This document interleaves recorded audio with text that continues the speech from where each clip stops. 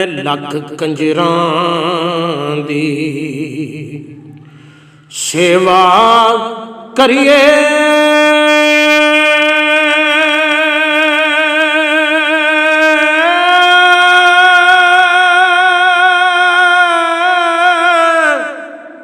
ਤੇ ਉਹ ਕਦੀ ਨਹੀਂ ਰਜਦੇ।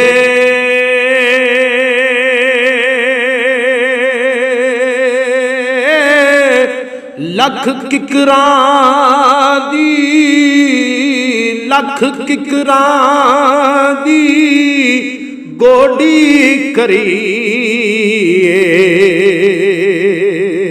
ਤੇ ਅੰਬ ਕਦੀ ਨਹੀਂ ਲੱਗਦੇ।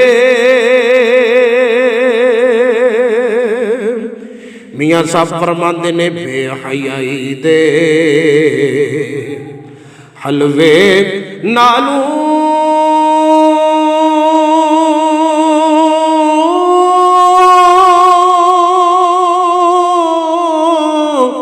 ਤੇ ਸਾਗ ਸਰੋਂ ਦਾ ਚੰਗਾ।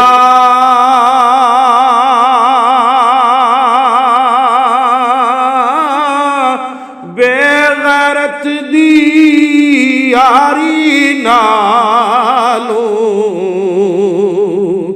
ਬੇਗੈਰਤ ਦੀ ਯਾਰੀ ਨਾਲੋਂ ਸੰਗ ਚੂੜੇ ਦਾ ਚੰਗਾ। ਉਹਨੂੰ ਮਾਹੀ ਕਦੀ ਨਾ ਮਿਲਦਾ,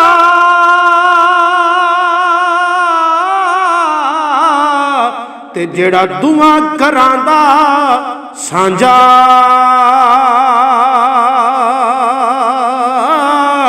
ਹੀਰੇ ਨੀ ਤੂੰ ਖੇੜੇ ਰੱਖ ਲੈ, ਜਾਂ ਤੂੰ ਰੱਖ ਲੈ ਰਾਂਝਾ।